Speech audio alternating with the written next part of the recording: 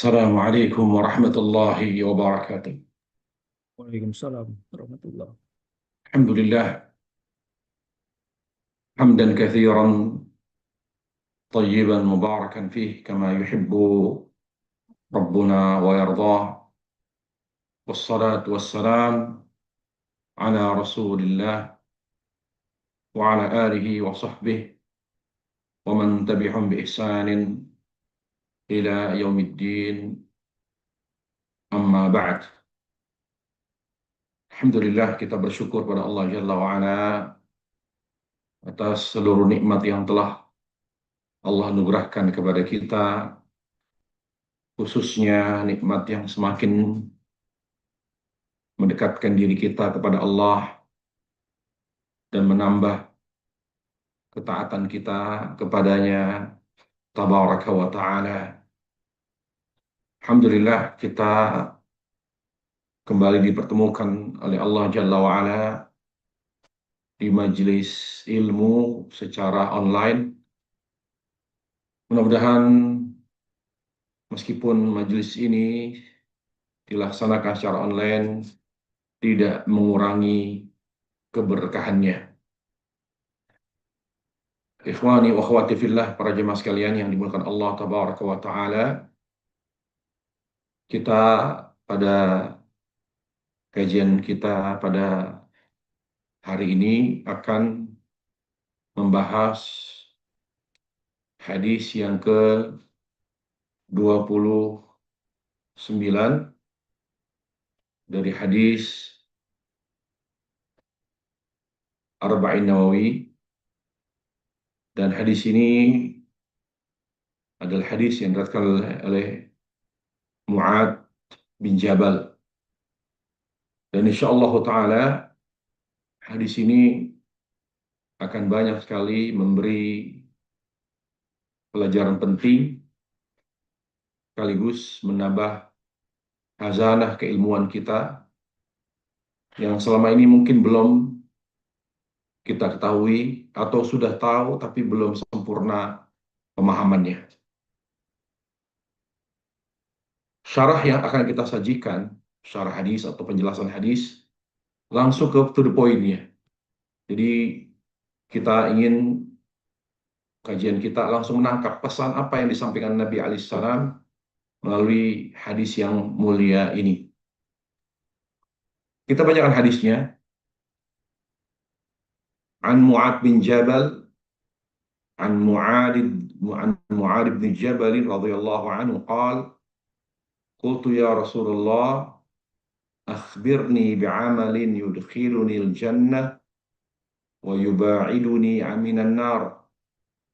قال لقد سألت عن عظيم إنه ليسير على من يسره الله تعالى عليه تعبد الله لا تشرك بي شيئا وتقيم الصلاة وتؤتي الزكاة وتصوم رمضان وتحج البيت. ثم قال ألا أدلك على أبواب الخير الصوم جنة والصدقة تطفئ الخطيئة كما يطفئ الماء النار وصلاة الرجل في جوف الليل. ثم تلا تتجافى جنوبهم عن المضاجع حتى بلغ يعملون. ثم قال ألا أخبرك برأس الأمر وعموده وذروة سنامه؟ قلت بلى يا رسول الله. قال رأس الأمر الإسلام وعموده الصلاة وذروة سنامه الجهاد. ثم قال ألا أخبرك بملاك ذلك كله؟ قلت بلى يا رسول الله. فأخذ بلسانه وقال كف عليك هذا. قلت يا نبي الله إنا لمؤاخذون بما نتكلم به. فقال ثقلتك أمك يا معاذ. وهل يكب الناس في النار على وجوههم قال أو على مناخرهم إلا حصائد ألسنتهم. رواه الترمذي وقال حديث حسن صحيح. Dari Mu'ad bin Jabal radhiyallahu anhu berkata, aku pernah bertanya kepada Rasulullah SAW. Ya, aku pernah berkata kepada Rasulullah SAW, Dan aku berkata kepada beliau, wahai Rasulullah, beritahukanlah kepadaku akan sebuah amal yang membuat aku masuk surga dan selamat dari neraka. Beritahu kepadaku sebuah amal yang dengan amal tersebut aku masuk surga dan selamat dari neraka. Lalu Rasulullah SAW merespon permintaan Mu'ad tersebut. Saya bersabda, permintaanmu itu sangat luar biasa. Permintaanmu itu sangat luar biasa, yaitu amal yang membuat seorang selamat dari neraka dan masuk dalam surga. Jadi ini bukan permintaan yang biasa, tetapi luar biasa, kata Nabi. Ketahuilah, semuanya akan mudah bagi yang Allah mudahkan. Maka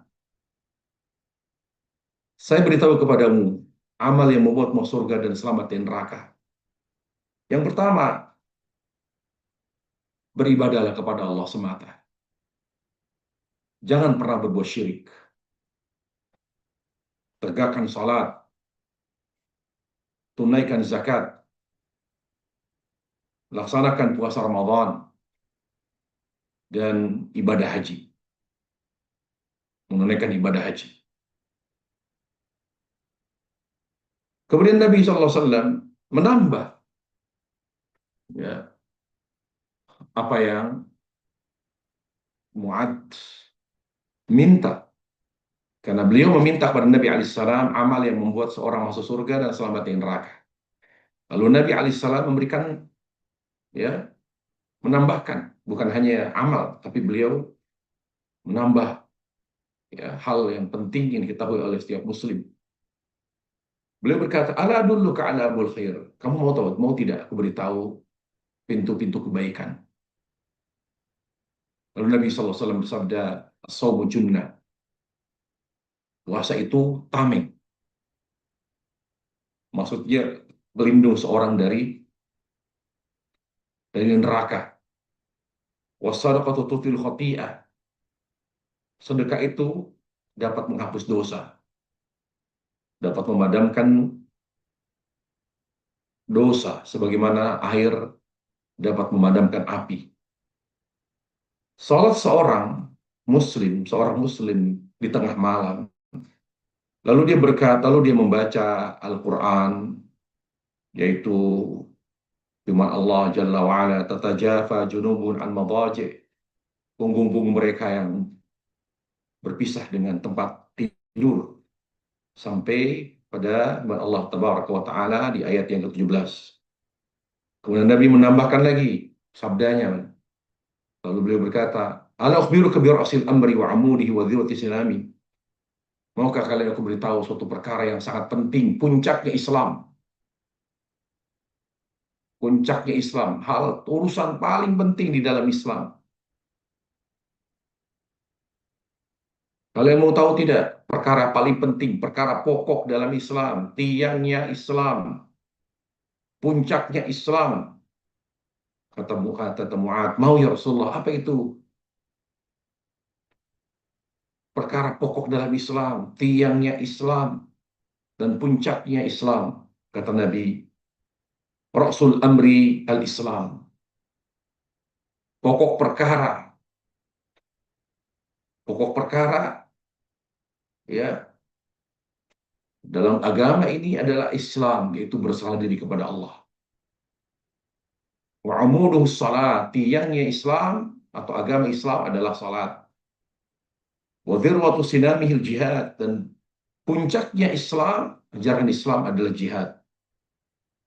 Kemudian Nabi SAW berkata, ala akhbiruka bimala kita adika kulli. Maukah aku beritahu, ya, kunci kebaikan dari semua itu? Kemudian Mu'ad bin Jabal berkata, mau ya Rasulullah, apa itu? Kuncinya apa?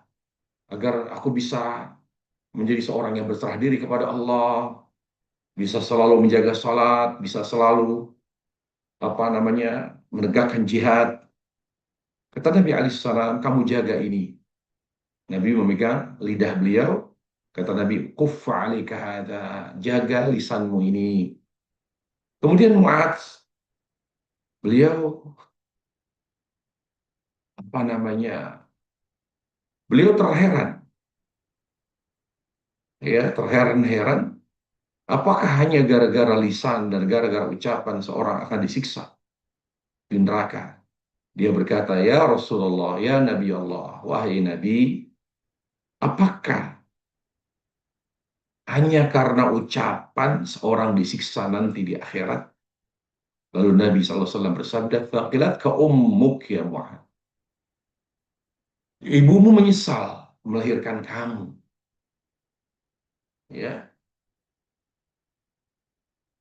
justru banyak orang masuk neraka itu karena lisan. Banyak manusia diseret masuk ke dalam neraka itu karena lisannya, karena ucapannya.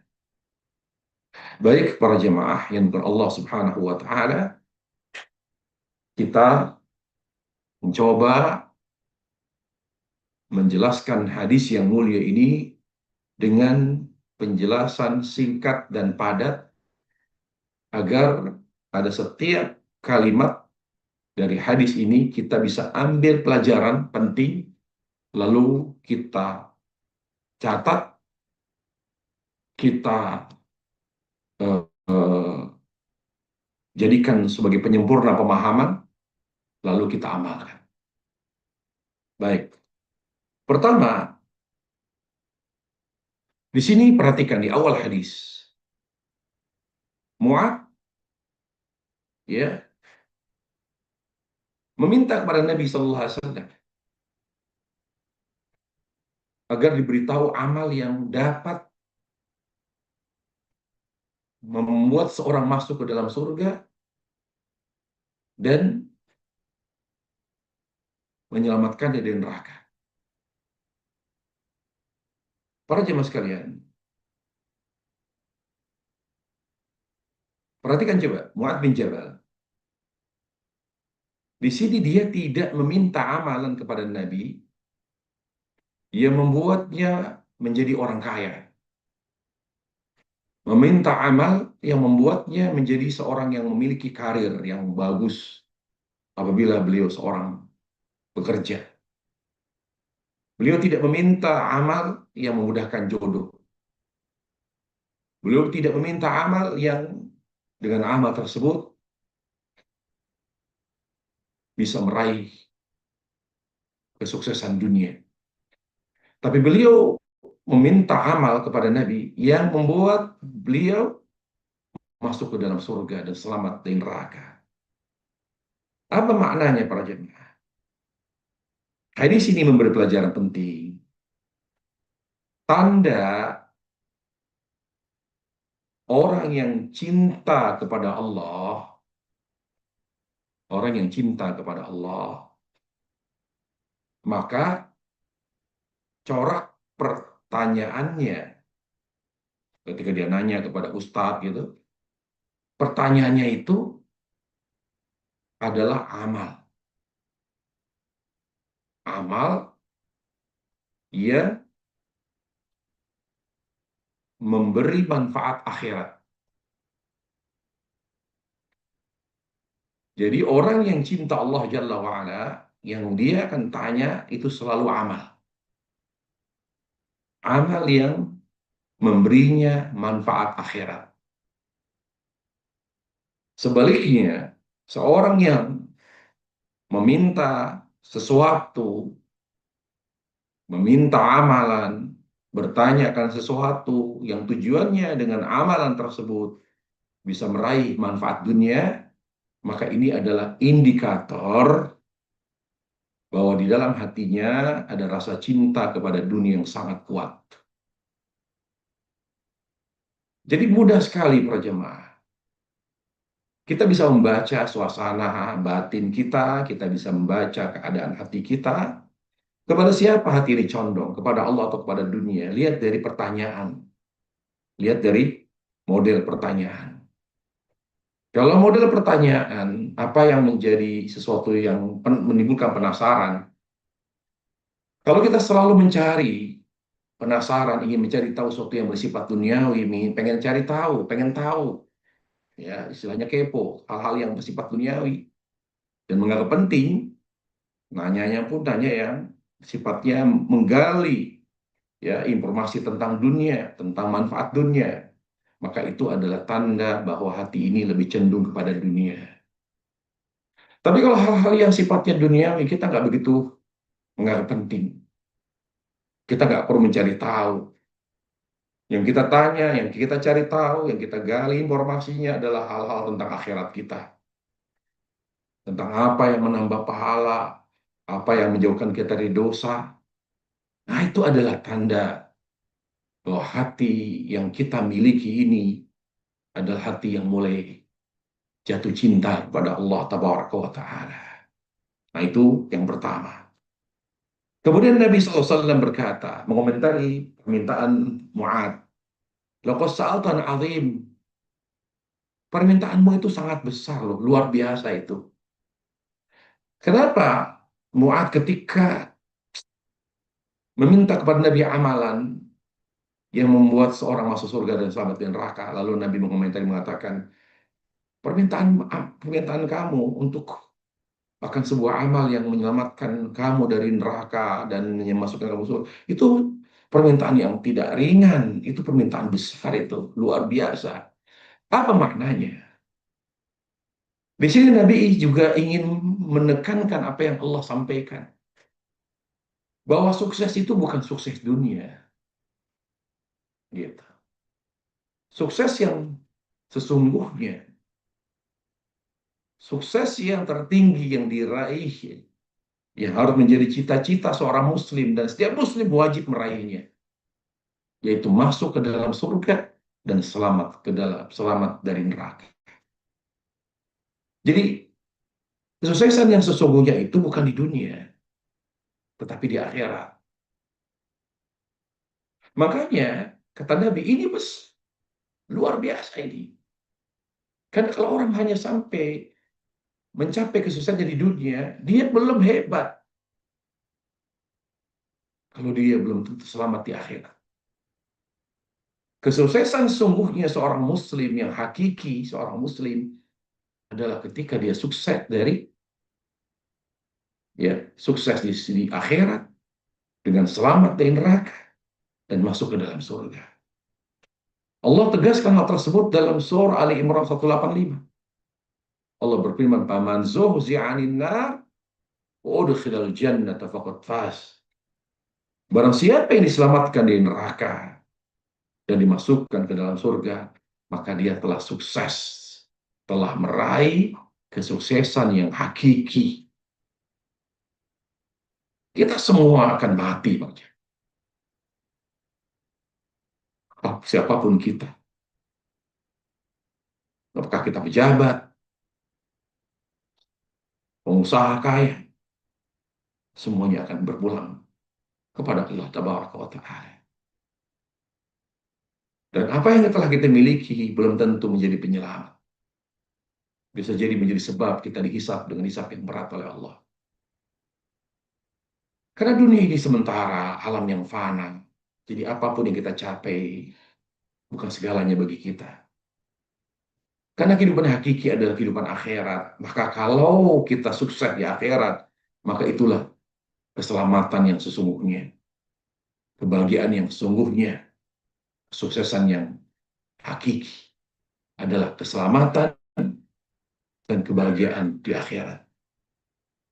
Makanya Nabi alaihissalam mengatakan, kamu bertanya atau minta sesuatu yang besar, luar biasa, yaitu minta selamat dari neraka dan masuk ke dalam surga dengan sebuah amal. Dan ini pertanyaan yang sangat penting sekali yang ditanya oleh seorang muslim.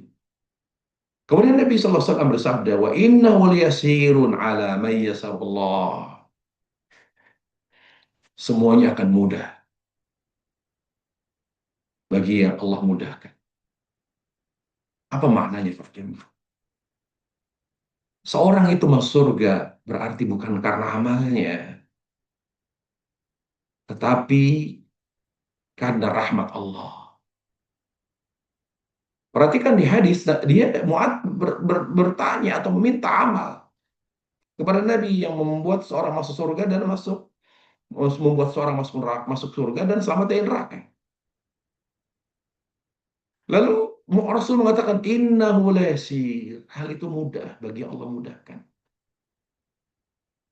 Artinya Nabi ingin menyampaikan bahwa orang itu masuk surga bukan karena amalnya, tapi karena rahmat Allah. Karena rahmat Allah tabaraka wa ta'ala. Apa pelajaran bisa kita ambil? Pertama, hadis ini dikuatkan oleh hadis yang lain. Karena Nabi SAW bersabda, ya, Nabi SAW, Nabi SAW bersabda, la yadkhul ahadun al-jannah bi'amali. Tidak ada seorang pun masuk surga karena amalnya.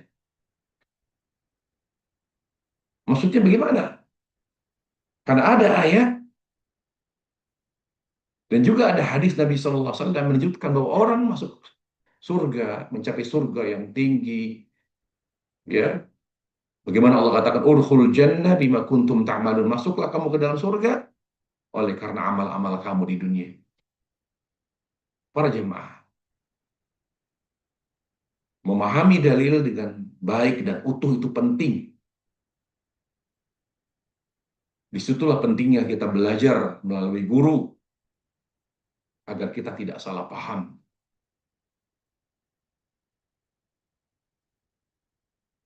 Ayat-ayat yang menyebutkan dan hadis-hadis yang menyebutkan bahwa orang surga karena amalnya dengan menggunakan huruf ba, maksudnya oleh sebab amal.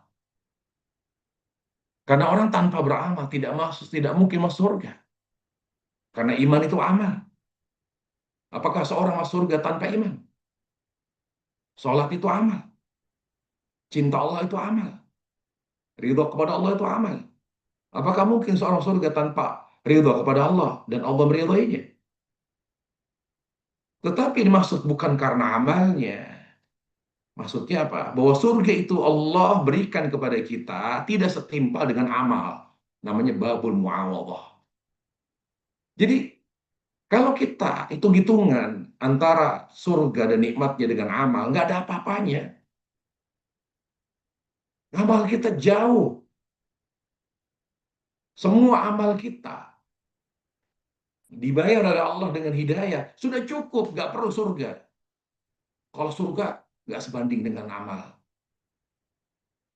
Kalau seandainya para jamaah, Allah membayar semua amal kebaikan kita dengan diberi hidayah, diberi nikmat sehat aja, itu udah cukup.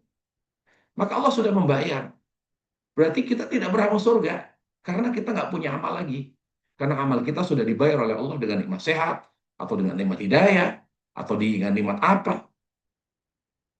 Jadi maksud dari bahwa tidak ada seorang masuk surga karena amalnya tapi karena rahmat Allah. Karena amal kita tidak sebanding dengan nikmat surga. Jadi apa yang kita ambil pelajaran? Pelajarannya ada yang pertama, ya, seorang tidak boleh merasa bangga dengan amalnya. Tidak boleh sombong dengan kebaikannya. Karena yang membuat seorang bisa beramal soleh adalah Allah, rahmat dan taufiknya.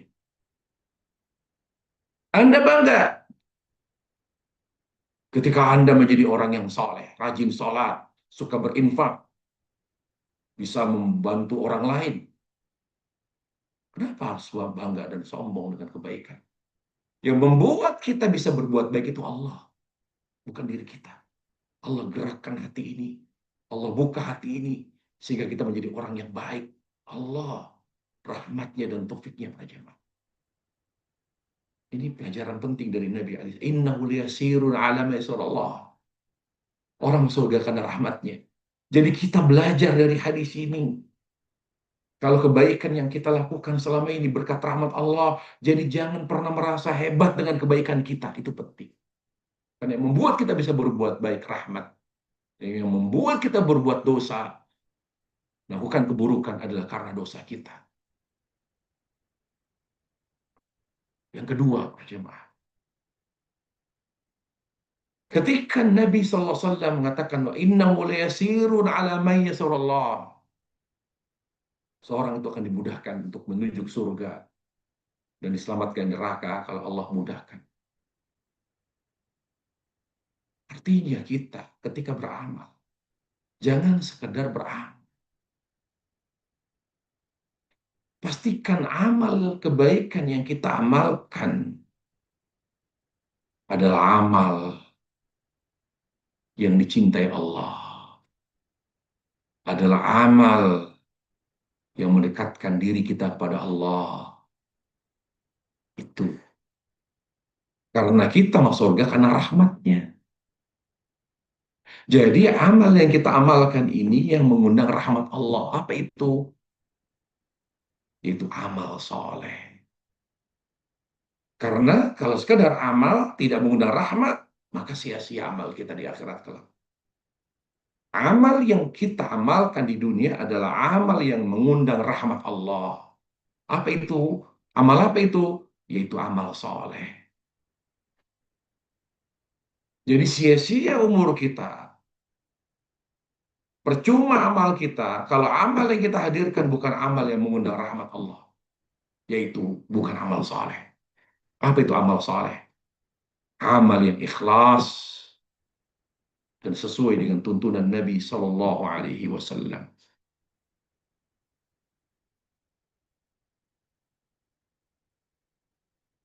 Nah ini penting para jemaah. Kemudian yang ketiga, kita harus banyak doa. Karena belum tentu orang yang kecil kebaikannya, sedikit kebaikannya, banyak keburukannya, pasti neraka. Belum tentu. Karena semuanya pada akhirnya Allah yang menentukan.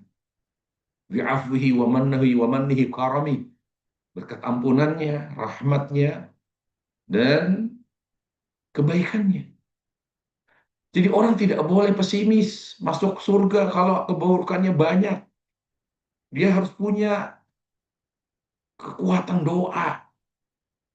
Dia tetap meminta ampun kepada Allah. Karena kebaikan seorang muslim adalah yang banyak berdoa kepada Allah. Tabaraka wa ta'ala. Dia berada di lingkungan yang buruk sehingga keburukannya banyak. Sulit berbuat baik. Doa. Bukan banyak mengeluh. Senjata kita adalah doa. Kata Nabi SAW, la yarudhu qadha illa doa. Tidak ada yang dapat mengubah takdir kecuali doa. Berarti kita harus banyak berdoa. Jangan banyak mengeluh. Semuanya Allah yang menentukan. Banyak rencana kita yang kita merasa, tak mungkin rencana besar itu terwujud. Mungkin dengan doa. Jangan kita mengandalkan kekuatan kita para jemaah. Jangan. Serahkan diri kepada Allah. Meminta kepada Allah yang maha mampu. Yang maha penyayang. Yang maha pengampun. Al-Khabir yang mengetahui segala hal yang tersembunyi. Segala hal yang baik bagi kita. Yang terburuk buat kita, Allah tahu. Banyak berdoa kepada Allah Jalla wa'ala. Itulah seorang muslim.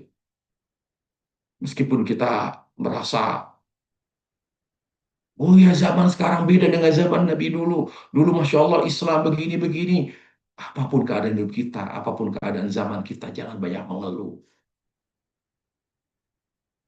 Menuntut ilmu agama, beramal, berdoa. Menuntut ilmu agama, beramal, berdoa. Mengeluh tidak menyelesaikan masalah. Kemudian para jemaah sekalian, yang dimuliakan Allah Subhanahu wa taala. Lalu Nabi sallallahu alaihi wasallam mulai memberi amalan yang membuat seorang masuk ke dalam surga dan selamat dari neraka. Nabi berkata, yang pertama amalannya, saya beritahu kamu, adalah tauhid. Tidak ada amal yang lebih agung daripada tauhid. Bertauhid kepada Allah dan menjauhi syirik. Dan itulah adalah sebab terbesar seorang masuk ke dalam surga. bukan amal yang lain. Dan ini kritik para jamaah. Orang-orang awam yang minta amal kepada kiai, kepada ustadz. Tidak pernah ada jawaban kepada mereka, kepada orang-orang awam masyarakat. Kalau kamu ingin dimudahkan rezekinya, kalau kamu ingin selamat dunia, kalau kamu ingin diberi jodoh, kalau kamu ingin dan sebagainya, kasih mereka amal, yaitu tauhid. Tidak pernah ada jawaban itu, Pak Jam. Nabi SAW, ulamanya para ulama, gurunya para ulama, beliau diminta amalan.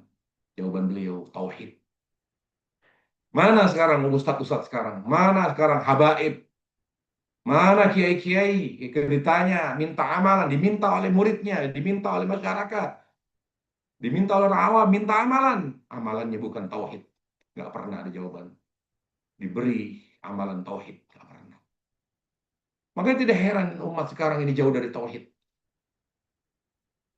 Fenomena-fenomena makam keramat. Karena umat mereka, umat Islam ini nggak pernah dikasih amalan tauhid. Makanya fenomena syirik itu masih ada. Bahkan dilestarikan para jemaah. Inilah pentingnya kita berpegang teguh dengan tuntunan Nabi SAW. Jadi tahu apa yang Nabi berikan kepada umatnya, apa yang Nabi arahkan. Tapi diminta amalan, beliau kasih tahu amalan yang terbaik adalah tauhid. Pernah nggak ada seorang kiai, habaib,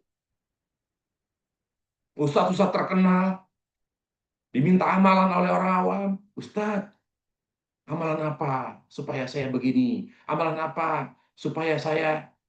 Pernahkah ada jawaban amalannya tauhid? Nyaris tidak pernah kita dengar, Pak.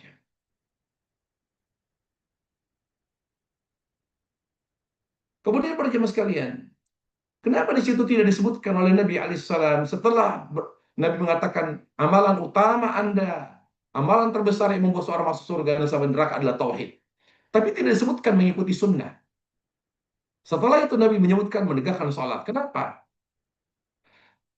Karena kalau sudah disebut tauhid, sudah terkandung padanya sunnah. Nah, ini penting. Makanya kata Syekh Utsaimin rahimahullah taala, ya, kata beliau rahimahullah taala, lianna ibadatallahi tatadamman ar-risalah. Karena kalau disebut tauhid, perhatikan, maka terkandung di dalamnya sunnah. Gitu. Jadi nggak perlu disebut mengikuti sunnah Nabi SAW. Karena tidak mungkin seorang bertauhid tanpa melalui jalan sunnah. Perhatikan saja firman Allah Tabaraka wa Ta'ala dalam surah Ali Imran ayat 31. Dua hal ini, tauhid dan sunnah, dua hal yang sangat erat, tidak bisa dipisahkan. Tauhid tujuan, jalannya adalah sunnah. Jadi Allah Tabaraka wa Ta'ala bertauhid kepada Allah Jalla wa Ala hanya melalui jalan sunnah. Makanya orang yang musuhi sunnah sebetulnya sedang menyampingkan tauhid. Jadi kita mengikuti sunnah bukan untuk mencari sensasi, bukan untuk mempolarisasi, terjadi kelompok-kelompok, tidak. Nggak ada sunnah itu kelompok sunnah, kelompok salah, tidak ada. Nggak betul itu. Kita mengikuti tuntunan Nabi alaihissalam agar kita semakin bertauhid kepada Allah. Kualitas tauhid kita ditentukan oleh kekuatan kita ketika berpegang teguh dengan tuntunan Nabi Sallallahu Alaihi Wasallam. Ini penting. Kenapa Nabi tidak menyebutkan ya mengikuti tuntunan, tapi Nabi mengatakan amalan pertama tauhid, kedua sholat. Kenapa tidak disebutkan di situ mengikuti tuntunan? Karena mengikuti tuntunan Nabi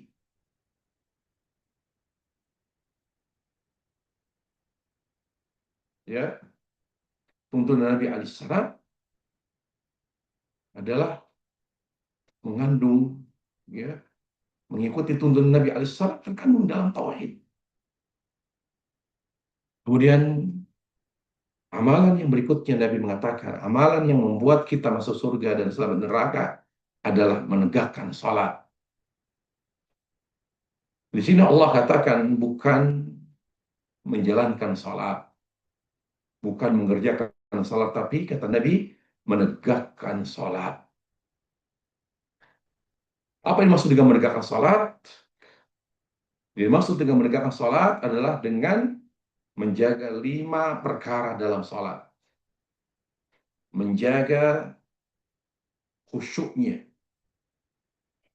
menjaga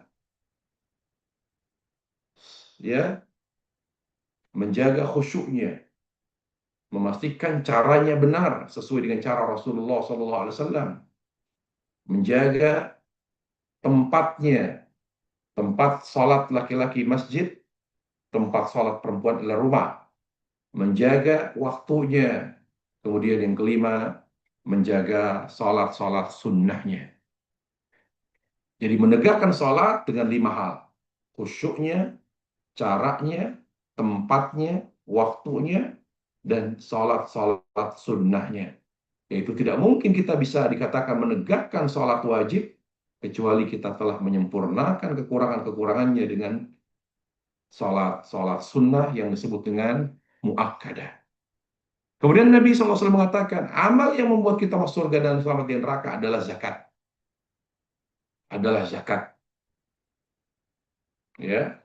Jadi siapa yang tidak menunaikan zakat atau lalai dan menunaikan zakat, maka terancam masuk neraka. Menunaikan zakat bukan suatu kebanggaan, tapi menyalurkan hak orang miskin. Tetapi tidak semua harta ada zakatnya. Perhatikan para jemaah. Tidak semua harta ada zakatnya. Para ulama menyebutkan harta, ya, ada harta zakat, ada harta bukan zakat. Dan yang menentukan jenis-jenis harta yang ada zakatnya Rasulullah SAW. Bukan logika kita, bukan perasaan kita. Contoh misalnya, berlian, apakah ada zakatnya? Tidak ada. Mobil mewah, kita punya sekian unit mobil mewah, apakah ada zakatnya? Tidak ada. Jadi, harta yang dizakatkan itu adalah harta yang Nabi tentukan sebagai harta zakat. Kemudian tidak dikeluarkan sesuai dengan keinginan kita. Harus dikeluarkan harta zakat setelah mencapai nisab dan mencapai 1 tahun. Hal alihil haul. Jadi nggak ada itu zakat bulanan, tidak ada. Kecuali kata ulama, zakat bercocok tanam, di mana dikeluarkan setiap panen. Karena mungkin ada zakat kebun, misalnya, ya, zakat bercocok tanam itu, zakat thimar, misalnya dia panennya setahun 3 kali. Jadi kan tidak harus nunggu setahun. Jadi setiap panen keluarkan zakatnya, begitu. Tapi umumnya zakat, ya, umumnya zakat adalah dilakukan per tahun dan setelah mencapai nisab. Kemudian menunaikan ibadah puasa Ramadan, ya, menunaikan ibadah puasa Ramadan. Kemudian menunaikan ibadah haji, karena haji wajib setiap muslim bagi yang mampu, 1 kali bagi yang mampu. Kemudian Nabi SAW tidak hanya memberi amalan, ya, yang diminta oleh Mu'adz bin Jabal. Beliau menambahkan, itulah sikap seorang muslim, seorang ustadz, seorang guru. Kalau diminta sesuatu, diberi tambahan yang bermanfaat bagi orang yang bertanya, bagi orang yang meminta, supaya ilmunya bermanfaat. Mungkin dia minta hanya satu, dia bertanya satu amalan, diberitahu. Ada sesuatu yang penting, ini saya kasih tahu kamu. Begitulah, kita tidak, seorang muslim tidak boleh pelit dengan ilmunya. Nabi menambah. Beliau bukan hanya beliau beritahu amalan yang dapat menyelamatkan seorang dari neraka masuk dalam surga. Kata Nabi alaihissalam, nah kesempatan ini saya mau beritahu kepada kamu. Apakah kamu mau mengetahui, ya, mau tahu tentang pintu-pintu kebaikan? Mau ya Rasulullah. Kata Mu'adz, mau. Lalu Nabi alaihissalam, saya beritahu kamu ya pintu kebaikan. Yang pertama, rajin puasa. Karena puasa itu peredam syahwat. Orang yang mengalami kelainan dalam seks, ya, orang yang mengalami kelainan pada aspek seksnya, ya, syahwatnya, maka cara mengatasinya adalah dengan puasa. As-saumu junnah min syahwatil munharifah. Cara untuk mengatasi syahwat yang menyimpang adalah dengan cara berpuasa. Dengan cara berpuasa, karena orang itu sesat karena dua, karena syahwat dan karena syubhat. Nah, salah satu solusi Nabi alaihissalam mengatasi syahwat adalah dengan puasa. Dan ini amalan yang Nabi tambahkan. Kemudian kata Nabi alaihissalam, sadaqah, banyak sedekah. Kalau banyak orang itu mengalami musibah karena dosanya, mengalami hal-hal yang tidak mengenakan dalam hidupnya karena dosa, maka cara untuk mengurangi beban masalah, cara untuk menghindari kesialan-kesialan dalam hidupnya adalah dengan banyak sedekah. Kenapa? Karena musibah itu datang karena dosa, kata Nabi. Dan cara untuk mengurangi, ya, kesialan-kesialan, hal-hal yang tidak mengenang hidupnya adalah dengan cara menghapus dosa. Dengan cara apa menghapus dosa? Dengan banyak sedekah. Kata Nabi alaihissalam, "Wasadaqatu tutfil khati'ah." Sedekah itu dapat memadamkan atau dapat menghapus dosa sebagaimana air dapat memadamkan api. Di sini Nabi SAW memberi contoh kepada seorang guru, ya, kepada mereka yang memang menjadi seorang guru atau orang tua, siapapun yang mentransfer ilmunya kepada orang lain, maka beri apa penjelasan yang mudah. Jangan menjelaskan kepada murid, orang tua menjelaskan kepada anak, itu penjelasannya sangat rumit. Ya, beri penjelasan yang mudah. Di antaranya apa? Untuk memudahkan bahwa penjelasannya itu dipahami oleh muridnya, dipahami orang tua ketika menjelaskan sesuatu kepada anaknya dengan memberi contoh. Di sini coba Nabi SAW. Contohnya, ya, bagaimana sedekah dapat menghapus dosa? Seperti apa? Coba kamu lihat api, nak. Api itu kalau disiram air mati atau tidak? Mati, padam. Nah, itu begitulah contohnya sedekah dapat menghapus, ya, dosa-dosa. Jadi orang yang banyak sedekah, insya Allah Ta'ala hidupnya lebih selamat. Ada orang jahat, ada orang yang ingin menjatuhkan kita, atau musibah, kecelakaan, ya, mungkin nyaris terjadi. Ternyata semua itu bisa bisa Allah selamatkan kita, Allah jaga kita. Karena apa? Di antara sebabnya adalah karena banyak sedekah. Kemudian Nabi SAW mengatakan, pintu kebaikan itu yang membuat seorang baik selain banyak banyak puasa, banyak sedekah, ya, apalagi selalu sholat tahajud, selalu sholat tahajud. Untuk menjaga kesolehan seorang Muslim adalah tahajud. Tahajud itu simatus salihin. Ciri-ciri seorang itu soleh adalah ketika dia merutinkan tahajud. Ini kata Nabi Shallallahu Alaihi Wasallam. Bukan tutur kata yang baik, bukan berpenampilan Muslim syar'i, bukan. Ya, bukti bahwa dia seorang yang soleh adalah diantaranya dia suka tahajud. Selain suka puasa, suka mengerjakan tahajud dan banyak sedekah. Lalu Nabi SAW di sini membaca ayat. Tapi tidak didahului dengan sodak. A'udzubillah dengan ta'awud. Ya, lihat. Nabi tidak memulai baca ayat dengan ta'awud. Padahal Allah berfirman, "Fa'idza qara'tal Qur'an fasta'idz billah." Kalau kamu hendak baca Quran, maka bertawud. Tapi kenapa Nabi di sini tidak memulai? Apakah Nabi tidak menjalankan perintah Allah untuk bertawud sebelum membaca Quran? Nah, ini penting, Pak Jan. Di sini Nabi tidak memulai baca Quran dengan ta'awud. Kenapa? Kalau konteksnya Nabi berdalil, sedang berdalil dengan ayat. Maka kasus ini juga sama. Sama pada apa? Pada doa yang kita baca di dalam sholat yang kita kutip dari Al-Quran. Karena misalnya ada pendapat atau pemahaman, nggak boleh doa yang diambil dari Al-Quran kalau kita baca dalam sholat. Kenapa memangnya? Lah kan Quran. Kan ada larangan membaca Quran di dalam sujud, di dalam sholat. Kita jawab, kita baca doa yang kita ambil dari Al-Quran. Rabbana hablana, Rabbana la tuzigh qulubana. Rabbi syrah li sadri.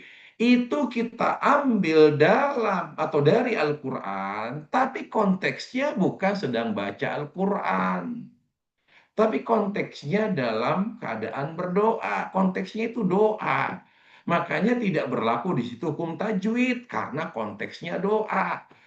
Kalau konteksnya baca Quran, ya kita harus memperhatikan tajwid. Lihat Nabi di sini. Nabi tidak memulai mengutip ayat dengan membaca ta'awud, tapi langsung baca tatajafa junubuhum 'anil madaji. Langsung baca ayat. Beliau tidak berta'awud.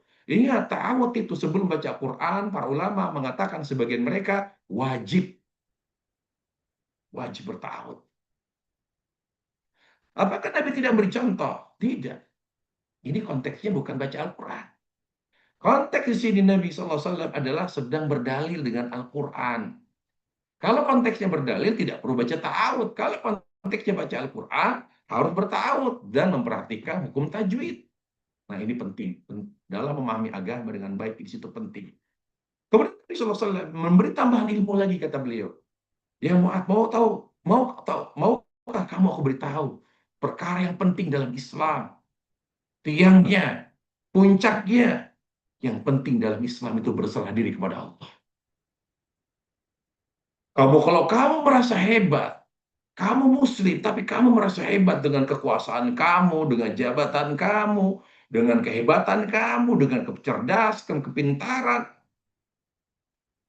maka tidak ada kebaikan pada dirimu. Puncak kebaikan muslim, muslim yang hebat itu karena Nabi ketika dia berserah diri kepada Allah, tidak merasa dirinya hebat. Hanya Allah yang maha besar, hanya Allah yang maha agung. Jadi muslim yang hebat itu yang tawadhu, yang hanya berserah diri kepada Allah tabaraka wa ta'ala. Tiangnya agama, kata Nabi, salat. Salat. Kalau orang sudah tidak salat, tidak bisa diharapkan kebaikannya. Makanya Nabi alaihissalam mengatakan bahwa salat itu tiang agama, karena salat itu kunci kebaikan akhlak. Dikunci itu kebaikan akhlak oleh salat. Bagaimana seorang muslim yang berkualitas dapat menentukan kualitas dan menentukan akhlak, kebaikan akhlak dan perilaku seorang muslim. Makanya dari kata tiang di sini dipahami oleh sebagian ulama, orang Islam yang tidak sholat kafir. Sebagaimana bangunan, kalau runtuh tiangnya, maka runtuh bangunannya. Wa dzirwatu sinabil jihad. Puncaknya Islam itu jihad. Para jemaah, jangan pernah kita memahami jihad artinya jihad itu dengan senjata. Karena jihad dalam Islam itu ada dua macam. Ada jihad dengan ilmu, ada jihad dengan senjata. Jihad dengan senjata itu adalah solusi terakhir. Kalau keadaan umat Islam seperti ini, yang banyak didominasi oleh kebodohan dan keawaman, maka jihad yang paling penting sekarang, kalau kita tidak diserang oleh musuh, adalah jihad dengan ilmu. Kata ulama, dikatakan jihad, puncaknya jihad, kalau kita diserang, ya jihad dengan senjata. Tetapi kalau kita la yata'ayyan, kita tidak diserang oleh musuh, maka jihad yang wajib dan merupakan puncak perkara Islam adalah jihad dengan ilmu. Kita perangi kebodohan kita terhadap tauhid. Kita berantas kebodohan kita terhadap tuntunan Nabi SAW. Nah, ini penting. Kita perangi kebodohan kita terhadap ajaran agama. Banyak orang nggak ngerti Islam itu seperti apa. Tidak memahami ajaran-ajaran Islam, terutama tentang tauhid, tentang tuntunan Nabi SAW, tentang halal haram. Ini yang kita berantas, kita tegakkan jihad terhadap kebodohan kita. Kemudian Nabi SAW bersabda, dari semua itu, aku beritahu lagi. Maukah kamu aku beritahu yang Mu'adz? Ini berlaku bagi kita. Kamu jaga satu, maka Allah akan mudahkan kamu untuk melakukan apa yang tadi aku beritahu. Ya. Lalu Nabi SAW memberitahu kepada beliau, kepada Mu'adz dan juga kepada kita, bagaimana kita bisa selalu baik terus. Kata Nabi, Nabi memberi contoh dengan memegang lisannya, lidahnya. Beliau mengatakan, jaga ini, yaitu jaga lisan kamu. Jadi muslim yang akan Allah beri taufik. Nah ini penting. Siapakah muslim yang selalu Allah mudahkan untuk bisa berbuat baik? Selalu dekat kepada kebaikan. Ingat, apa itu taufik? Kata Ibnu Qayyim, taufik itu di mana Allah mudahkan hambanya untuk selalu bisa berbuat baik. Di mana Allah jauhkan dia dari keburukan, itu namanya taufik. Nah, orang yang bisa menjaga lisan, dia akan diberi taufik oleh Allah. Dimudahkan, selalu dimudahkan untuk bisa berbuat baik. Selalu dimudahkan untuk bisa meninggalkan keburukan. Itulah taufik. Kapan seorang diberi taufik oleh Allah? Ketika mampu menjaga lisan. Lalu buat bertanya lagi. Nah ini penting. Orang yang cinta pada Allah nanya-nanya. Bertanya tentang apa? Tentang akhirat. Lalu Mu'adz menghilangkan rasa penasarannya. Ya, beliau mengatakan, ya Rasulullah, apa karena lisan seorang diseret ke neraka? Karena para jemaah sekalian, ini pertanyaan yang sangat baik. Pertanyaan yang dapat melembutkan hati, membersihkan hati adalah pertanyaan tentang agama, tentang akhirat. Dan itu dilakukan oleh para sahabat radhiyallahu anhum wa ardhah. Dia bertanya, apa karena lisan seorang masuk neraka ya Rasulullah? Kan kesalahannya banyak. Justru Nabi menekankan, justru orang banyak masuk neraka adalah karena tidak mampu menjaga lisannya dengan baik. Makanya dalam hadis yang lain Nabi SAW mengatakan, Admanu lahul jannah, aku jamin orang itu masuk surga. Siapa yang bisa menjaga dua hal dari dirinya? Yaitu man hafidhu baina lihyaihi wa fakhidhihi. Aku jamin orang itu masuk surga ketika dia mampu menjaga lisannya dan menjaga kemaluannya dari zina. Kalau dia mampu menjaga lisannya dari semua yang ucapan yang haram, ghibah, mengadu domba, mencaci maki, menghina, semua ucapan yang haram, aku jamin dia masuk surga. Dan kalau dia juga mampu menjaga kehormatannya, dia tidak pernah berzina. Dia gunakan kemaluannya hanya untuk memenuhi kebutuhan biologisnya kepada yang dihalalkan Allah, kepada istrinya. Hanya kepada istrinya. Dia tidak pernah berbuat zina. Allahu Akbar. Pastikan dia masuk surga, kata Rasulullah. Kenapa sampai Nabi menjamin surga bagi orang yang bisa menjaga lisan? Karena menjaga lisan. Kenapa Nabi sampai menjamin orang yang bisa menjaga kemaluan masuk surga? Menjaga kemaluan, menjaga kehormatan. Sulit. Zina itu sudah menjadi suatu hal yang biasa dan lumrah di zaman sekarang. Allahu Akbar. Makanya Nabi alaihissalam, sadaqar Rasul sallallahu alaihi wasallam. Kemudian Nabi di sini mengingatkan kita bahwa orang masuk neraka tidak dilempar, tapi diseret jari kepalanya di bawah, kaki di atas, diseret kemudian dilempar. Begitu cara Allah menghinakan penghuni neraka ketika masuk ke dalam neraka. Beda dengan penghuni surga. Dia masuk disambut oleh para malaikat. Salamun alaikum tibtum fadkhuluha khalidin. Disambut oleh para malaikat yang berdiri di gerbang surga. Sementara penghuni neraka masuk neraka, tidak ada yang menyambutnya, yang ada hinaan, cacian.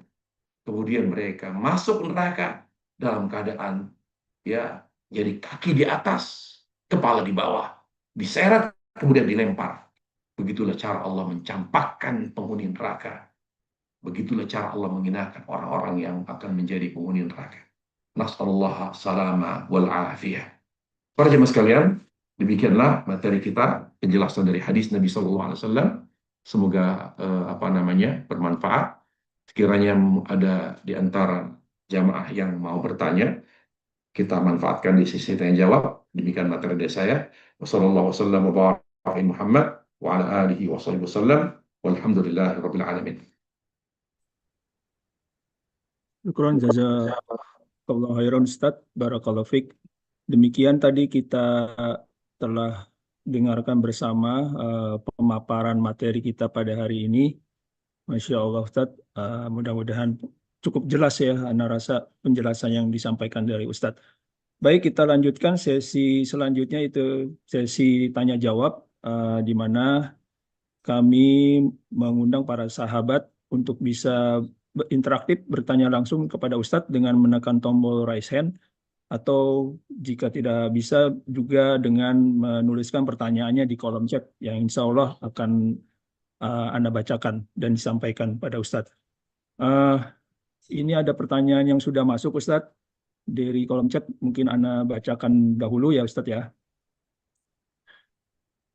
Eh, Bismillah, Afwan Pak Ustadz, izin bertanya, apakah bentuk nyata amalan tauhid dan sunnah dalam kehidupan kita sehari-hari supaya mendapat ridho Allah Ta'ala sehingga bisa mendapatkan rahmat Allah? Mohon nasihatnya. Syukron.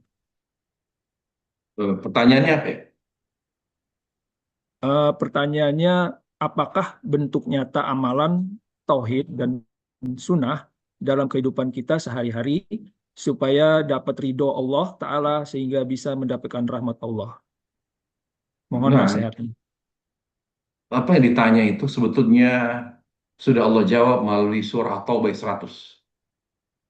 Allah Jalla wa'ala disebutkan oleh Syekhul Islam Taimiyah, menyebutkan orang yang akan mendapatkan ridha Allah, ya, orang-orang yang akan mendapatkan ridha Allah hanya tiga. Yang pertama muhajirin, yang kedua ansar, yang ketiga adalah orang-orang yang mengikuti sunnah, mengikuti cara beragama sahabat radhiyallahu anhum. Jadi kita bertauhid itu cara beragama sahabat Rasulullah, mengikuti sunnah itu juga cara beragama sahabat Rasulullah. Karena Allah kata Allah walladzina tabauhum, dan orang-orang yang mengikuti sahabat radhiyallahu anhum, Allah ridho kepada mereka. Jadi kalau kita ingin diridhoi oleh Allah, ikuti cara mereka beragama. Bagaimana cara beragama mereka? Ya ikuti saja. Cara mereka beragama ikuti. Ya, bertauhid, mengikuti tuntunan Nabi SAW, muamalah yang syar'i, akhlak yang baik, semua yang dicontohkan oleh sahabat Rasulullah SAW kita ikuti. Jadi betul apa yang tadi ditanyakan, bahwa cara kita mendapatkan ridha Allah Jalla wa'ala adalah dengan bertauhid dan mengikuti sunnah Rasulullah SAW. Ya, jadi tidak hanya tauhid saja, karena tauhid itu punya korelasi yang kuat dengan akhlak, dengan muamalat. Bermasalah tauhidnya kalau muamalahnya buruk. Bermasalah tauhidnya kalau akhlaknya tidak baik. Karena begini, tauhid itu cinta kepada Allah Jalla wa'ala. Cinta kepada Allah itu harus dibuktikan. Karena dia harus disiram. Pohon yang bagus. Kita misalnya gini, kita beli pohon di pameran, misalnya di lapangan banteng, kita beli pohon bagus sekali. Ya, pohon misalnya pohon jeruk misalnya, atau pohon duren. Ya, kecil tapi sudah tumbuh durennya. Ya, duren musangking misalnya. Terus kita beli, kita tanam di rumah kita. Lah, pertanyaannya bagaimana ini nanti ketika sudah atau mangga ya, lalu ternyata sudah kita petik, bagaimana caranya dia tetap tumbuh dengan baik dan subur, lalu jadi menghasilkan buah lagi? Ya tentu kita perhatikan bagaimana si pohon ini sehat.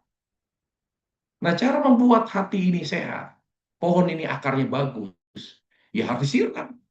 Walaupun dikasih pupuk, apapun lah. Begitu pula hati, gitu loh. Kita bertauhid, bagus. Tapi tolong dijaga hati ini yang bertauhid dengan apa? Dengan sunnah. Dengan sunnah. Apa itu sunnah? Akhlak. Akhlak yang baik. Muamalah yang halal. Karena semua itu adalah bukti cinta kepada Allah. Makanya apa kata Allah? Amalan yang sesuai dengan tuntunan Nabi itu akan menjaga hati dan menguatkan rasa cinta kepada Allah. Makanya orang yang amalnya nggak benar, muamalahnya buruk, akhlaknya buruk, itu dia sedang merongrong tauhidnya sebetulnya. Dia sedang merongrong tauhidnya. Semakin buruk muamalahnya, semakin rusak ya perilakunya, maka sebetulnya terancam tauhidnya itu. Yang ada hanya asal iman. Ya mungkin ada, cuma hanya hanya apa? Mungkin hanya dasar iman saja. Tapi iman yang sempurna, iman yang kokoh udah nggak ada. Karena amal itu menjaga bagaimana pohon ini tetap buah apa tumbuh lagi buahnya, daunnya tidak rontok. Banyak orang hanya bisa beli, ya, tapi tidak bisa merawat, tidak bisa menjaga. Dan menjaga pohon iman ini dengan apa? Dengan amal, amal soleh. Dan amal soleh bukan hanya sholat. Anda sholat, tapi Anda kasar terhadap istri. Anda sedang membuat pohon iman Anda rontok daunnya. Anda sholat, Anda ngaji, tapi Anda menipu, ya, berbohong dalam muamalah, dalam bisnis, sedang membuat daun yang ada pada pohon iman Anda rontok. Jadi itu tidak bisa dipisahkan para jamaah. Akar tauhid itu harus selalu disiram dengan apa? Dengan amal soleh. Wallahu a'lam.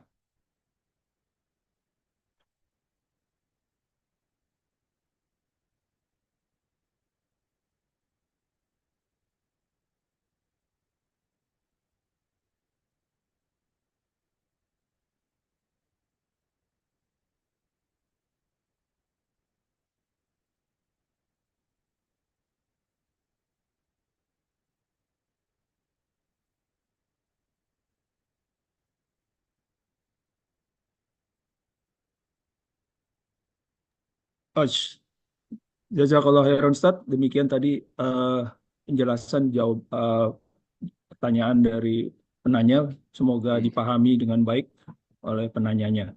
Selanjutnya, Anda lanjutkan pertanyaan selanjutnya. Assalamualaikum warahmatullahi wabarakatuh. Izin Ustadz, bagaimanakah untuk bisa mendapatkan rahmat Allah? Batas-batas sedekah diutamakan keluarga. Jika keluarga banyak yang perlu dibantu, bagaimana bisa sedekah selain keluarga? Apakah salah jika berbagi selain keluarga, sedangkan keluarga masih terus memerlukan secara rutin? Dahulukan keluarga. Kita ini beramal untuk meraih cinta Allah. Ini perhatian dong. Kita ini beramal untuk menguatkan rasa cinta dan untuk meraih cinta Allah. Jadi amal yang kita amalkan, kalau kita beramal kebaikan untuk meraih cinta Allah, untuk menguatkan rasa cinta. Jadi amal yang kita amalkan adalah amal yang Allah cintai. Amal yang Allah cintai dalam kasus sedekah adalah sedekah kepada keluarga. Begitu. Jangan merasa bersalah kalau kita tidak pernah sedekah ke orang lain. Iya mungkin keinginan, tapi kan kita punya keterbatasan harta. Sementara keluarga banyak dan masih butuhkan uluran bantuan kita. Maka nggak ada masalah, kita terus membantu mereka secara rutin. Dalam porsi yang lebih besar misalnya, tapi kita yang bantu orang lain, mungkin sekedar ya silakan diatur. Tapi kalau kita tidak bisa membantu orang lain, tapi hanya fokus pada keluarga, itu sudah baik. Jangan ada rasa bersalah. Karena Nabi Alaihissalam bersabda, "Ibda biman ta'ul." Mulai dari keluargamu. Di sini keluarga dimaksud para jemaah adalah ahli waris. Jadi kalau ada ahli waris kita yang mengalami kesulitan ekonomi luar biasa, kalau kita tidak membantu mereka, kita berdosa. Selebihnya sifatnya sunnah. Misal, kita mampu, tetapi kita punya ada yang miskin dan tidak ada yang membantu, ya. Karena apalagi dia anaknya banyak, sampai urusan sekolah pun mungkin sampai kalau tidak ada yang bantu tidak bisa sekolah anaknya. Maka kita wajib menyekolahkan anak-anaknya. Atau bahkan bukan hanya sekolah, bukan urusan sekolah, urusan makan. Adik kita punya anak banyak sampai kesulitan untuk makan sehari 2 kali nggak sanggup, nggak ada duit. Maka kita sebagai kakaknya berdosa kalau kita tidak membantu. Jadi ada sedekah wajib, ada sedekah sunnah. Jadi yang wajib itu bukannya zakat, kata ulama. Tinggalkan urusan zakat. Semua orang paham zakat itu wajib. Tapi sedekah ada juga yang wajib. Apa itu? Sedekah kepada keluarga yang notabene adalah ahli waris. Perhatikan itu. Ahli waris. Kalau bukan ahli waris, dia keluarga, jatuhnya sedekahnya sunnah. Kalau kita salurkan ke mereka, sedekah itu pahalanya besar. Kalau sudah cukup harta kita, artinya habis porsi sedekah itu karena kita sudah salurkan kepada keluarga dan kita tidak bisa menyalurkannya kepada orang lain, tidak ada masalah. Jangan merasa bersalah karena kita berbuat baik, karena kita bersedekah, bukan untuk apa merasa kita telah berbuat baik, bukan itu yang dicari dari sedekah kita. Kita bersedekah untuk mencari ridho Allah. Kita bersedekah agar Allah mencintai kita. Bersedekah yang bersifat sunnah kepada anggota keluarga, kepada sanak famili, itu sudah hal yang Allah cintai. Kita tidak bisa maksakan kepada orang lain sedekah karena keterbatasan harta. Ya sudah, nggak ada masalah. Biarkan orang lain yang membantu. Kalau kita ingin turut membantu, ya sudah, bantu semampunya. Dan kalau kita tidak bantu, tidak berdosa. Tidak berdosa. Karena kita sudah membantu saudara. Kira-kira seperti itu. Wallahu a'lam. Eh, baik, jadi derajat dari wajibnya itu kalau kita sudah sedekah dengan keluarga, apakah kita tetap juga apa zakat tadi tetap wajib juga kan Ustadz ya? Pertama zakat. Kita tidak usah bicara sedekah dulu, zakat. Itu di luar Hmm, itu. Sudah disepakati ya, semua harus zakat dulu. Gak usah bicara zakat. sedekah kalau kita termasuk yang menunaikan yang berkewajiban menunaikan zakat. Gak usah bicara Hmm, sedekah. Nah, ini baik. kalau sudah menunaikan zakat baru kita bicara sedekah. Nah, sedekah itu ada dua, ada Hmm, sedekah wajib kepada siapa? Kepada ahli waris. Kakak, adik yang kurang mampu dibantu. Harus kita menjadi kegelisahan kita selama mereka mengalami kesulitan ekonomi, harus gelisah kita karena kita punya beban moral kita, beban beban agama juga. Karena kita kalau tidak bantu mereka dosa. Kalau sampai misalnya ada kakak kita ya suaminya nganggur karena sudah dipecat dari kerjanya, nganggur, belum ketemu kerja kerja yang baru. Kemudian akhirnya penghasilannya serabutan ke sana kemari, sementara anak-anaknya masih membutuhkan biaya. Akhirnya banyak kesulitannya, tapi kita tidak punya kepekaan, dosa kita. Wajib kita membantu yang merupakan keluarga, yaitu dia adalah ahli waris. Selebihnya jatuhnya sedekah sunnah. Kita utamakan yang nah, keluarga dulu. Kalau sudah, alhamdulillah terbantu dan kita ada kelebihan rezeki, silakan bantu orang lain yang tidak punya hubungan family. Wallah. nah. Jazakallah khairan Ustadz. Eh, demikian penjelasan Ustadz sangat jelas sekali. Anda lanjutkan pertanyaan selanjutnya Ustadz dari kolom chat. Eh, ada pertanyaan. eh, baik, Anda bacakan. Sumbangan perayaan HUT RI bagaimana hukumnya Ustadz sesuai dengan syariat? Karena seperti kita tahu penggunaan sumbangan untuk lomba-lomba yang seperti yang kita lihat umumnya. Ini berkaitan dengan acara besok ya Ustadz. Saya yakin moderator tahu jawaban. Saya tidak mau menjawab karena kayak begini, saya menganalogikan begini. Kita keluar di siang udah terang benderang ya. Kemudian Nah, kita bertanya, itu matahari apa bulan gitu. Itu analoginya begitu. nah, Nah, karena hanya menyampaikan pertanyaannya Ustaz dari jamaah soal. iya, artinya jelas sekali hukumnya, nggak perlu ditanya lagi. Karena apa? Wah, kalau dijabarkan panjang, tapi kesimpulannya begitu. Jadi intinya ya simpelnya begini, simpelnya kita nyumbang yang apa yang jelas jelas kebaikannya saja.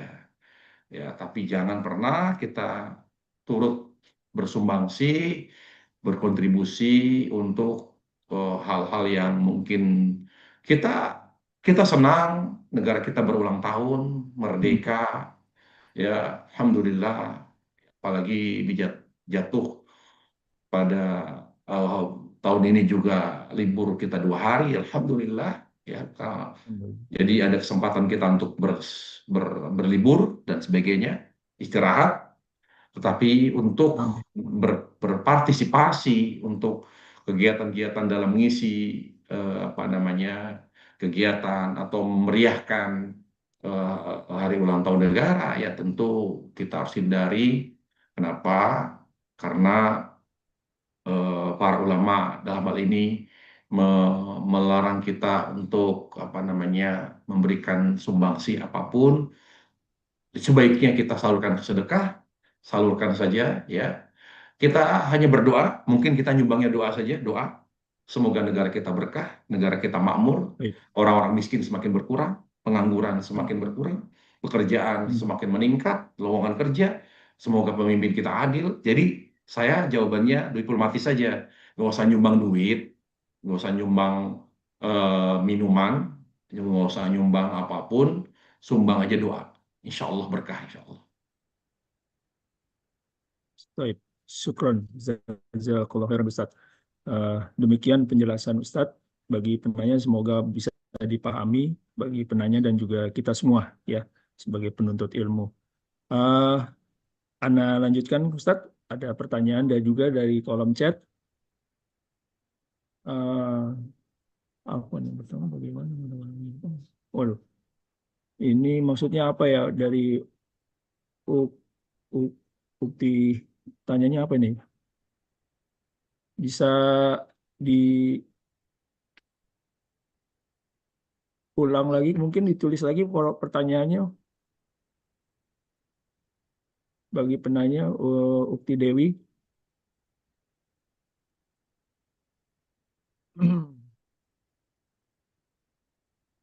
Selain itu, bagi para sahabat juga bisa langsung bertanya dengan menekan tombol raise hand ya, bisa langsung bertanya.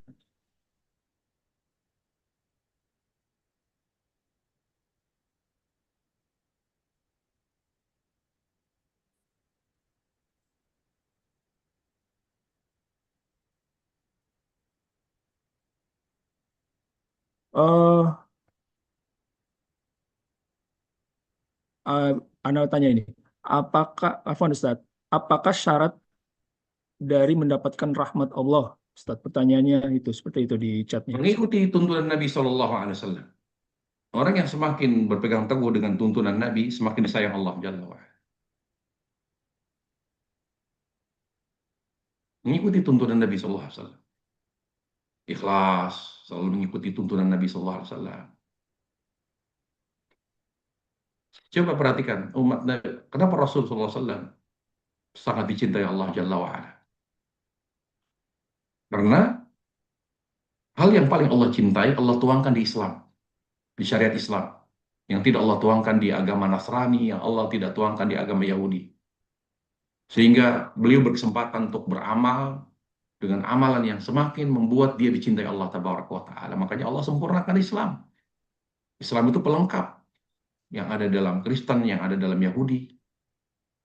Coba, kenapa umat Nabi Muhammad SAW menjadi paling disayang sehingga dia umat Islam itu umat terakhir tapi umat yang pertama surga? Karena umat Nabi, lihat, yang pertama kali bukan masuk surga juga, yang pertama kali mendapatkan syafaat Nabi untuk keluar dari mahsyar. Lalu mereka bergegas berlari karena yang sangat mereka butuhkan setelah proses mahsyar yang begitu panjang adalah air. Itu air paling mahal, paling berharga saat itu. Karena mahsyar itu suasananya sangat panas sekali. Di mana matahari dekatkan dari kepala 1 mil. Bayangkan, di ujung Arasat, di ujung Arafah, di ujung mahsyar, itu ada namanya telaga Rasulullah SAW. Mereka semua mencari air, berlari. Cari air karena sangat haus sekali. Apakah semua umat Islam diperkenankan untuk bisa meminum dari air telaga Rasulullah karena mereka sangat haus? Perhatikan, ketika mereka berlari menuju ke telaga Rasul, tidak semuanya diizinkan mendekati. Jangankan minum, mendekati tidak diizinkan. Sampai Nabi melihat umatnya itu. Lalu mereka berlari. Lalu diusir oleh Allah. Pergi kalian. Bayangkan mereka butuh air, haus sekali. Sampai hampir binasa mereka karena butuhkan air. Ketika mereka mendekati telaga, Rasulullah SAW diusir oleh Allah. Diusir oleh Allah. Suhkan, suhkan, bu'dan, bu'dan. Jauh, menjauh, pergi kamu kata Allah. Jangan dekati telaga Rasulullah. Lalu mereka berkata, ya Allah, iya, aku itu umat Islam. Kenapa engkau tega? Kenapa engkau mengusir kami? Aku butuh air. Kami akan binasa. Hampir mati kami kalau tidak minum air. Apa kata Allah? Nabi bilang, ya Allah itu bukannya umatku. Lalu apa kata kata Allah? Hei Muhammad, umatmu itu bukan yang sekedar Islam. Umatmu yang sesungguhnya itu. Ia mengikuti sunnahmu. Ia mengikuti petunjukmu. Mereka itu memang muslim. Tapi bukan muslim yang sejati. Kenapa? Innaka la tadri ma ahdatsu ba'dak. Karena mereka setelah kematianmu, mereka hanya Islam tapi banyak sekali ya perkara-perkara agama yang baru yang mereka kerjakan. Artinya mereka tidak konsisten mengikuti tuntunanmu. Makanya mereka tidak boleh mendekati telagamu, apalagi minum dari air telagamu. Jadi cara untuk mendapatkan rahmat Allah, dan itu betul-betul terasa rahmat Allah, bukan cuma di dunia, terutama di mahsyar, ya, adalah seperti yang Allah katakan tadi, di mana kita harus konsisten betul-betul mengikuti tuntunan Nabi Shallallahu Alaihi Wasallam. Nah itu kira-kira. Wallahu a'lam. Baik. Jazakallah khairan Ustaz. Demikian penjelasan uh, pertanyaan dari para sahabat. Semoga dapat dipahami bagi penanya dan kita semuanya. Uh, Kami masih menunggu pertanyaan selanjutnya dari para sahabat. Mungkin Ustadz, Ana boleh bertanya Ustadz. Tadi kan dalam hadis yang disebutkan pada tema kajian kita hari ini, uh, intinya kita harus menjaga lisan ya Ustadz ya, dari semua perbuatan-perbuatan yang itu. Apakah semua ibadah atau perbuatan itu menjadi batal Ustadz? Ya, dengan lisan, dengan tidak menjaga lisan kita tadi Ustadz, sehingga kita tidak bisa masuk ke surga gitu Ustadz. Ya, di sini para ulama menjelaskan tentang dosa penggugur dan dosa penghancur kesempurnaan amal. Ada dosa penggugur amal, kebaikan, ada dosa penghancur kesempurnaan amal. Nah, lisan, apakah dapat menggugurkan amal? Ya, kalau dia tidak berhubungan langsung dengan konteks ibadah, ya, maka dia tidak menggugurkan. Misalnya gini, contoh, puasa. Ada maksiat pada puasa. Maksiat itu ada dua. Contoh, maksiat yang pertama yang menggugurkan. Apa maksiat yang pertama? Dia minum. Maksiat nggak orang puasa? Nah, Anda Siap. tanya. Maksiat. Eh, Menggugurkan atau tidak? Menggugurkan puasa atau tidak? Menggugurkan. Karena berhubungan langsung gugur dengan ibadah. Baik. ibadah. Orang puasa, ada maksiat kedua. Maksiat yang tidak menggugurkan pahala. Tapi dia mengurangi kesempurnaan. Orang puasa berbohong. Maksiat tidak berbohong. Maksiat tidak berbohong. Maksiat. Baik. Tapi Maksiat. menggugurkan tidak? Tidak. Mengurangi kesempurnaan. Jadi ada dosa yang menghancurkan ibadah, pahala itu habis, tidak ada sama sekali. Ada yang mengurangi. Nah, lisan tergantung. Kalau kebaikan-kebaikan yang tidak terkait lisan, dia mengurangi dia. Tapi yang pasti, bisa maknanya itu, bisa juga maknanya, orang banyak kebaikannya, lalu dia masuk neraka. Bukan berarti kebaikannya gugur, tapi dia masuk dulu ke neraka karena kesalahan dia tidak bisa menjaga lisan. Jadi kebaikannya tetap ada, tapi dia harus diproses dulu di neraka karena dia tidak bisa menjaga lisan. Jadi dia masuk neraka dulu gitu loh. Itu sebabnya orang masuk neraka pertama itu karena lisannya, tapi kebaikannya tidak gugur.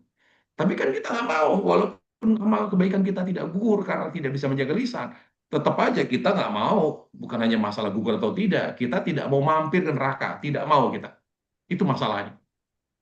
Jadi insya Allah, kalau dia bisa menjaga lisan, dia tetap utuh kebaikannya, tapi juga dia tidak mampir ke neraka.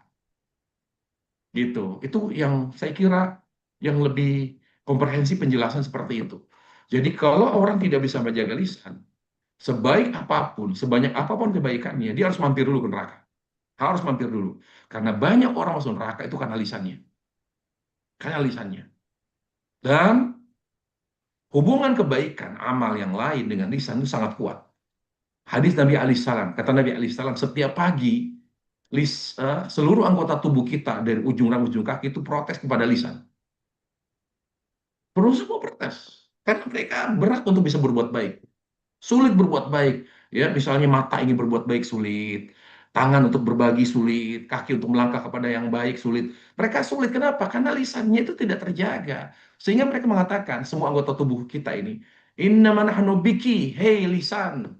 Gara-gara kamu kami jadi susah berbuat baik. Lihat, perhatikan. Protes mereka. Innaman nahnu biki.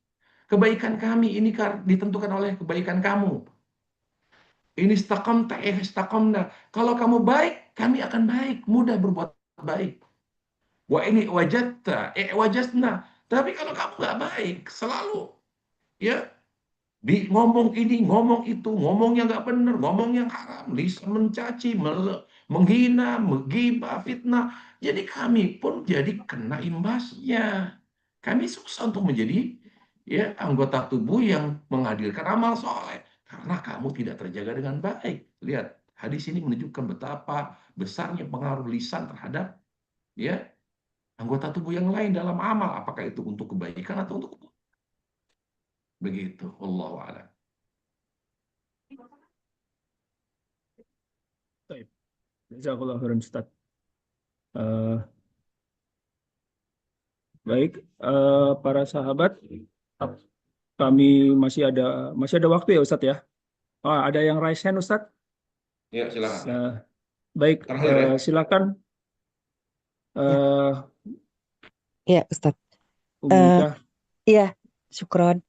Izin bertanya Ustadz, mengenai hadis yang mengatakan bacalah Al-Quran karena pembacanya akan mendapatkan syafaat. Apakah hadisnya tuh sahih Ustadz? Lalu maksudnya syafaat yang seperti apa ya Ustadz?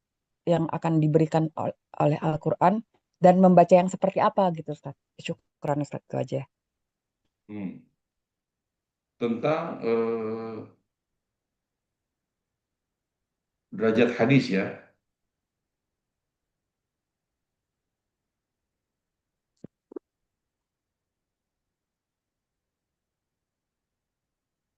Pertama,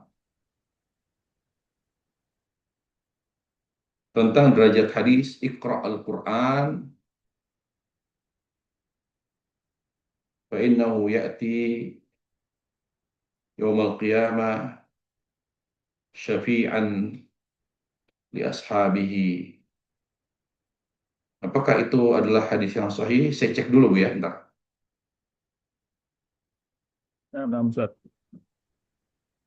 Naam, hadis sahih riwayat Muslim. Kata Nabi alaihissalam, Iqra'ul Quran fa innahu ya'ti yaumil qiyamah syafi'an li ashabihi. Bacalah Al-Quran karena nanti pada hari kiamat dia datang, ya datang Al-Quran itu mendekati orang-orang yang suka baca Quran. Untuk apa datang? Untuk memberi syafaat. Hadisnya sahih, jadi tidak usah kita ragukan lagi kesahihannya karena riwayat Muslim. Ya dari Abu Umamah Al-Bahili radhiyallahu anhu. Jadi hanya diriwayatkan Muslim, tidak diriwayatkan oleh Imam Bukhari. Makanya kata min afradi Muslim karena hadis ini hanya diriwayatkan oleh Muslim, tidak diriwayatkan oleh Imam Bukhari. Baik, yang kedua, apa yang maksudnya syafaat? Syafaat itu secara bahasa artinya genap, sebagaimana lawannya witir. Maksudnya begini syafaat itu, karena dikatakan genap. Jadi orang yang terancam itu, terancam adab ya di mahsyar. Kan kiamat ini maksudnya mahsyar. Pahami, kalau dikatakan bacalah Quran, puasalah, puasa itu akan datang nanti pada hari kiamat menjadi memberi syafaat. Jadi gini analoginya ya. Jadi ini orang muslim ini ketika di mahsyar itu dia butuh keselamatan. Dia berdoa kepada Allah. supaya selamat dari mana? Dari adab mahsyar. Dia kan satu, doanya di satu orang. Ya Allah, selamatkan aku dari adab mahsyar ya Allah. Jadi setiap orang itu berlindung kepada Allah, berdoa, minta perlindungan dari adab mahsyar. Gitu. Bagaimana caranya supaya doanya lebih didengar oleh Allah? Permohonannya diijabah oleh Allah. Datanglah Quran menggenapkan permohonannya. Gitu. Sebagaimana puasa juga orang yang suka puasa digenapkan, makanya dikatakan syafaat. Apa artinya syafaat? Jadi yang tadinya yang mohon permohonannya hanya dari satu orang, lalu datang amalannya yaitu Quran. Ya Allah, dia mohon selamat dari adab mahsyar. Bantu ya Allah, dengarkan permohonannya, ijabah doanya.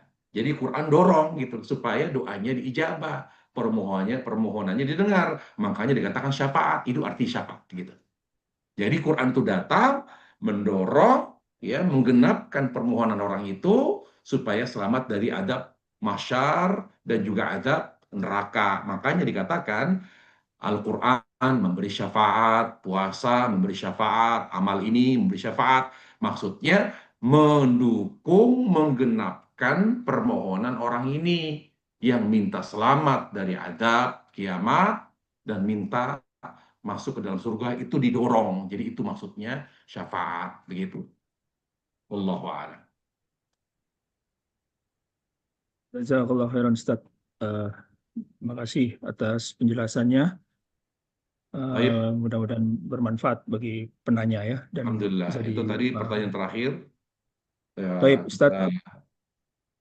kita mohon kepada Allah Tabaraka wa Ta'ala agar majelis kita dijadikan Amin. Allah sebagai majelis yang berkah. Semoga Amin. apa yang Amin. disajikan tadi di sela-sela kajian ini merupakan apa namanya kajian yang bermanfaat dan memberi kepada kita ilmu yang bermanfaat. Semoga ujung dari pengajian kita ini adalah amal, karena ilmu bukan tujuan para jamaah. Saya ingatkan, ilmu bukan tujuan. Kita ngaji itu bukan tujuan. Tujuan daripada ilmu amal. Jadi kalau kita ngaji tapi tidak ada dari amal kita perubahan yang signifikan, tidak ada transformasi pada amal kita yang luar biasa, ya, yang dari segi muamalat, ibadah, akhlak, maka tidak berkah ilmu kita. Ingat, ilmu bukan tujuan, tapi ilmu itu adalah sarana. Tujuan kita adalah beramal, terutama amal yang dapat mendekatkan diri pada Allah, itu amal yang sesuai dengan tuntunan Nabi SAW. Semoga Allah mengampuni dosa-dosa kita, semoga Allah senantiasa menjauh rahmat kepada kita. Demikian kajian kita. Wassalamualaikum warahmatullahi Muhammad wa ala alihi wa sallam. Subhanakallah bihamdik, syada la ilaha illa anta, astaghfiruka wa atubu ilaik. Assalamualaikum warahmatullahi wabarakatuh.